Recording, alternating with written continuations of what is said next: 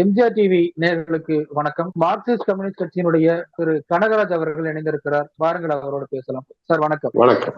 பல்வேறு கட்டங்களாக நாடு முழுவதும் தேர்தல் நடைபெற்று வருது. இன்னும் சில கட்டங்கள் தேர்தல் நடைபெற இருக்கிறது. ஆனால் ஒவ்வொரு கட்டத்திலையும் பார்க்கும்போது பிரதமர் மோடி அவர்களுடைய பிரச்சாரத்துல ஒரு பெரிய மாற்றம் தெரியுது. இஸ்லாமியர்கள்ட்ட, இந்துக்களிடம் இருக்கக்கூடிய சொத்துக்களை இஸ்லாமியர்கள்ட்ட வாங்கி கொடுத்துருவாங்க, மோடி தோத்து போகணும்னு பாகிஸ்தான்ல உள்ளவங்க விரும்புறாங்க. இப்படி பல்வேறு வெறுப்பு பிரச்சாரங்களை பிரதமர் மோடி அவர்கள்ட்ட இருந்து நம்ம பார்க்க முடியுது. எப்படி சார் இதெல்லாம் எடுத்துக்கிறது? நம்ம இல்ல, அவரு நம்பிக்கை இழந்திருக்கிறார். அதன் காரணமாக வழக்கமான அவர் பாணி, அவர் குஜராத்ல மீண்டும் வெற்றி பெற்றதே இஸ்லாமிய மக்கள் மீது ஒரு அழிப்பை, வெறுப்பை திணித்ததன் மூலமாகத்தானே வந்தாரு. எனவே அந்த ஃபார்முலா இப்போ ஒர்க் அவுட் ஆகும்னு நினைக்கிறார். நீங்க இந்தியா முழுவதும் எங்கேயாவது பாஜக கால் ஊன்று இருக்கு அப்படின்னு பாத்தீங்கன்னா கலவரத்தை தவிர வேறு முறையில் கால் ஊன்றவில்லை. தமிழ்நாட்டுல நீங்க மண்டைக்காட்டுல ஒரு கலவரம், இப்பவும் அவங்கதான் கன்னியாகுமரியில நம்பர் 1 ஃபோர்ஸ். கோயம்புத்தூர்ல கலவரம் பண்ணாங்க 80கள்ல. அதுக்கு பின்னால அவங்க அது ஒரு பெரிய கட்சியா வளர்ந்தாங்க. எனவே வன்முறையும் கலவரமும் வெறுப்பு பேச்சும் தான் அவங்களுடைய மூலதனம். அதை எப்பாவது மறைக்கிறாங்க அப்படின்னு சொன்னா அது ஒரு டாக்டிக்ஸ் தான். பட் அவங்களுடைய இயல்பான குணம் இதுதான். எனவே முதல் 2 கட்ட தேர்தல் முடிந்த பிறகு அவர் என்ன நினைக்கிறாரு அப்படின்னா, தங்களுக்கு போதுமான பெரும்பான்மை கிடைக்காது என்கிற காரணத்தினால் ஏதாவது வெறிய தூண்டலாமான்னு நினைக்கிறாரு. அதனுடைய விளைவுதான் இது. நீங்க காங்கிரஸ் கட்சியினுடைய தேர்தல் அறிக்கையில இஸ்லாமியர் என்ற வார்த்தையோ இன்று என்கிற வார்த்தையோ ஒரு இடத்துல கூட இல்லை.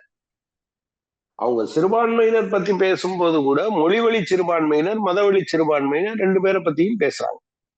சிறுபான்மையினர் என்பதுல இஸ்லாமியர்கள் மட்டும் இல்ல, கிறிஸ்தவர்கள் இருக்காங்க, சீக்கியர்கள் இருக்காங்க, பார்சிகள் இருக்காங்க, ஏராளமான மதத்தை சார்ந்தவர்கள், மத சிறுபான்மையினர் இருக்காங்க. எனவே அவர்கள் இஸ்லாமியர்களை குறிவைப்பது. உதாரணமா நீங்க இஸ்லாமியர்களுக்கு அதாவது SC ST இடஒதுக்கீட்டை ஒழித்து கட்டிவிட்டு அல்லது குறைத்து விட்டு அதுக்கு பதிலாக இஸ்லாமியர்களுக்கு கொடுத்து விடுவார்கள் என்று பேசுகிறார். இதற்கு என்ன ஆதாரம் வைத்திருக்கிறார் அவர்? நீங்க கிறிஸ்தவர்களுக்கு கூட, நீங்க தலித் மக்கள் கூட கிறிஸ்தவர்களா மாறணும்னா அவங்களுக்கான SC ஸ்டேட்டஸ் போயிருக்கு. காரணம், மதத்தின் அடிப்படையில கொடுக்க முடியாதுங்கிறது சேர்ந்ததுதான் அதுல இருக்கு. எனவே அவர் சொல்வது ஒரு மோசடித்தனமான குற்றச்சாட்டு. அது அவருடைய தோல்வி பயத்திலிருந்து வருது. இல்ல, பாகிஸ்தான்ல உள்ளவங்க எல்லாம் நான் தோத்து போகணும்னு நினைக்கிறாங்க அப்படிங்கறதெல்லாம் எப்படி? இந்தியாவில இருக்கிறவங்க தான் நிறைய பேர் அவரை தோத்து போகணும்னு நினைக்கிறாங்க. பாகிஸ்தான்ல இருக்கிறவங்க தோத்து போகணும்னு நினைச்சா அவங்களா ஓட்டு போட போறாங்க. இதுவே ஒரு மோசடித்தனமானது இல்லையா?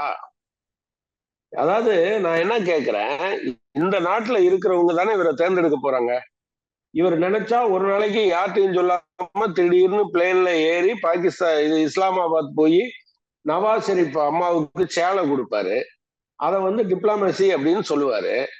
ஆனா இவரே ஒரு ஸ்டேஜ்ல என்ன பண்ணுவாரு அப்படின்னா, நான் தோக்கணும்னு பாகிஸ்தான்ல இருக்கிறவங்க விரும்புறாங்க. பாகிஸ்தான்ல இருக்கிறவங்க விரும்புறாங்களா இல்லையான்னு எனக்கு தெரியாது. இந்தியாவினுடைய பெரும்பான்மை விரும்புகிறார்கள். அதை மடைமாற்றுவதற்காக பாகிஸ்தான்ல இருக்கிறவங்களே இப்படி சொல்றாங்க. எனவே நீங்க ஓட்டு போடுங்கன்னு கேட்கறதுக்காக வர்றார். அதை தவிர அது இந்திய மக்களை எப்படியாவது ஏமாற்றி விடலாமா என்று நினைப்பதை தவிர அதுல வேற ஒன்றும் இல்லை.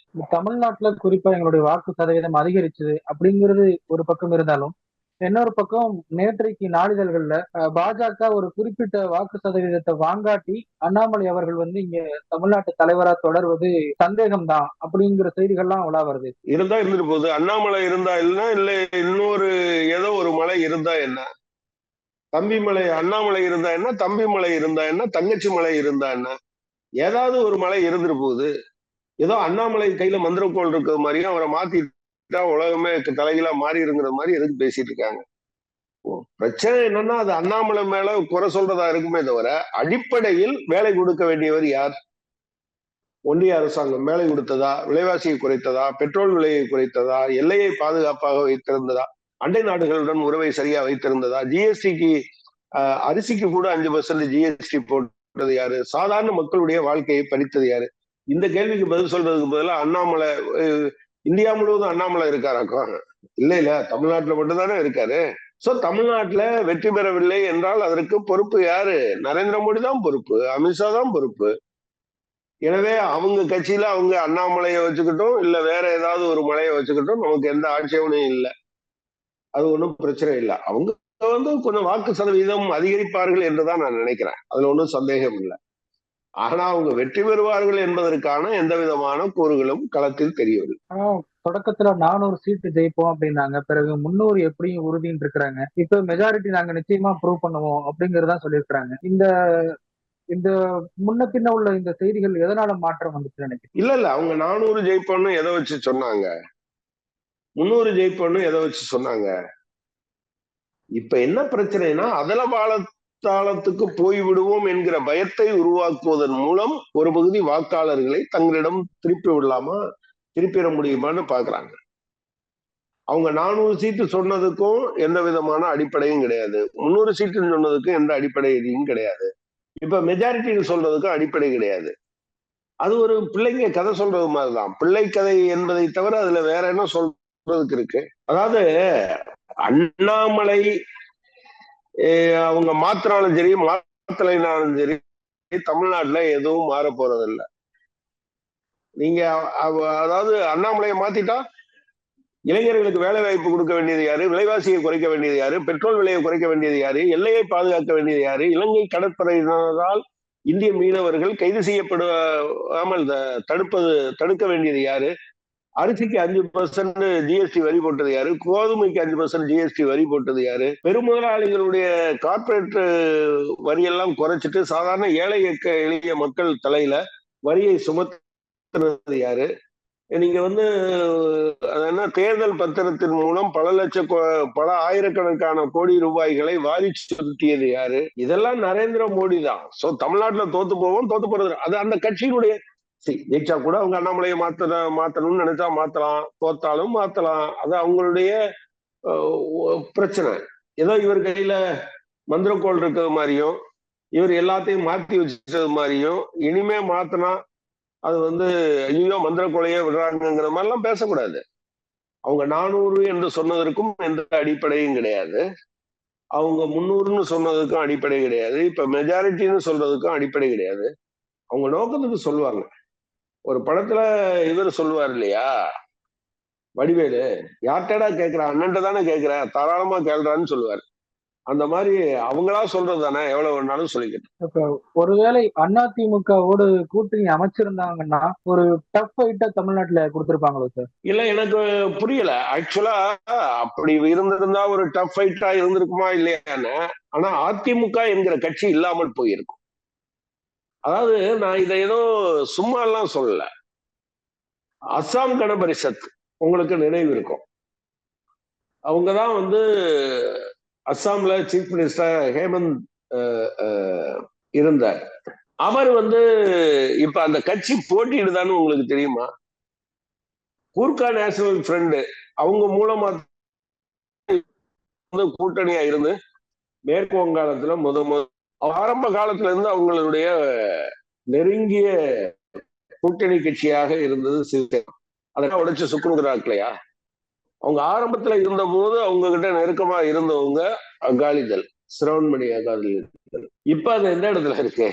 நீங்க பாத்தீங்க அப்படின்னு சொன்னா ஏடிஎம்கே அப்படி சேர்ந்திருந்தாங்கன்னா ஒருவேளை கன்னியாகுமரி மாதிரியான தொகுதிகள் அவங்களுக்கு ஒரு அட்வான்டேஜ் இருந்திருக்கலாம், இருக்கக்கூடும். ஆனா கோயம்புத்தூர்ல எல்லாம் போன தடவை 2 பேரும் சேர்ந்தானே இருந்தாங்க, அதை மீறித்தானே ஜெயிச்சாங்க.